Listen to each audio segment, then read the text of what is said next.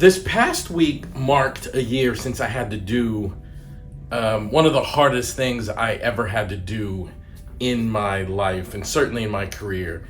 And that is, I had to stand up to what I perceived as a racist attack by somebody in my field.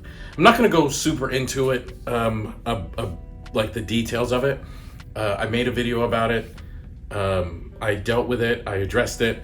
I want to talk about what's happened in the year since, because I think it's important to talk about change, and I think it's important to talk about progress, and I think it's important to talk about why these things are really, really important.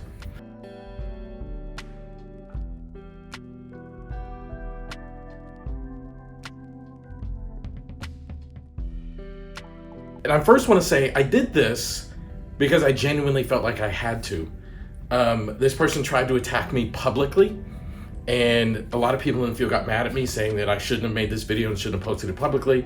And to some degree, I agree with them. I would have much rather had this conversation privately, as I've had conversations with this person privately for 10 years leading up to this moment. But I don't think I should have been attacked publicly either. I think a couple of things are important to highlight here. The first one is, I've been saying for years that there was a racial problem in the field of solution-focused brief therapy, and this moment kind of made that overt. It made it kind of undeniably true. It was really funny, like when I posted my video, at the time I was on a board of an organization, and this guy named Victor Nelson, he sent an email to this board, and for years this particular organization had been treating me very poorly. And he said, we weren't treating Elliot poorly because of his race. We were treating Elliot poorly because we didn't think he fit in. And I was like, but that's exactly what racism looks like. Fit in based upon what? What gave you the right to say who fits in and who doesn't to a public organization? What makes you the gatekeeper on who fits in and who doesn't? Like, that's exactly you're admitting of the accusation that I'm making. So in the year since, there's been tremendous change because people could no longer deny that there wasn't a racial problem in the field. And I think the other thing that happened is there have been so much allyship. There were organizations that continue to stand up and say what's right. There have been organizations that continue to stand for what is right and stand for justice, and contact me and work with me to make sure that things are being done in a more equitable and positive way. These moments are hard, and I don't want anybody to think that I get any joy or satisfaction from having to do this. But as the leader and the person with the biggest following in this field, I feel a tremendous sense of responsibility to stand up for people who don't have the voice that I have.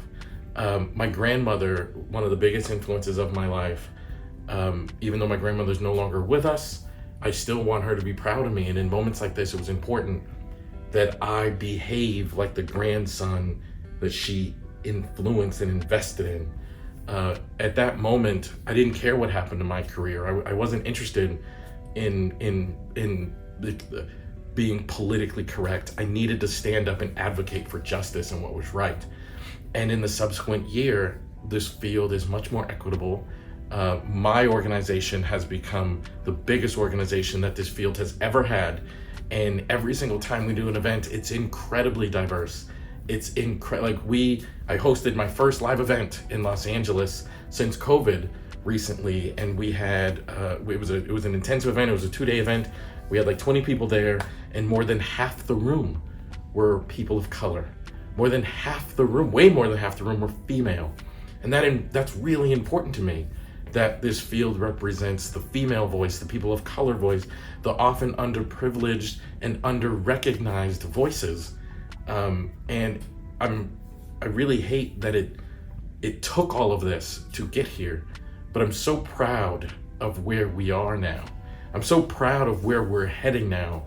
I'm so proud of the fact that the people in the field who were doing racially unjust things and behaving in a biased and oppressive way can no longer do that in silence. They can no longer do that in secret. They now have to, if you're gonna behave that way, they have to own it and behave that way and deal with the consequences of behaving that way And the consequence have been a lot of those organizations and events and those people are going away, because there's no home for hatred. There's no home for that kind of conduct in our field and in this space. And I'm proud of that. I'm really, really proud of that. So in the year since what without question was the most challenging episode in my career, I look back and it's the proudest that I've ever been in myself, because I had the strength to stand up for what I thought was right and call out an injustice in a way that there's been a ripple effect that has a positive impact on this field. And I intend to continue to do so. If there's another incident, I'm going to address it. If there are more circumstances where equity and inclusion have to be dealt with, I'm going to address it. There was an incident recently. There was an organization, and I only mention this because it's an example of what I mean. There was an organization dedicated to solution-focused brief therapy in the Southern Hemisphere, Australia and New Zealand, and they posted a picture where there was absolutely no diversity at one of their conferences. And I pointed that out to them.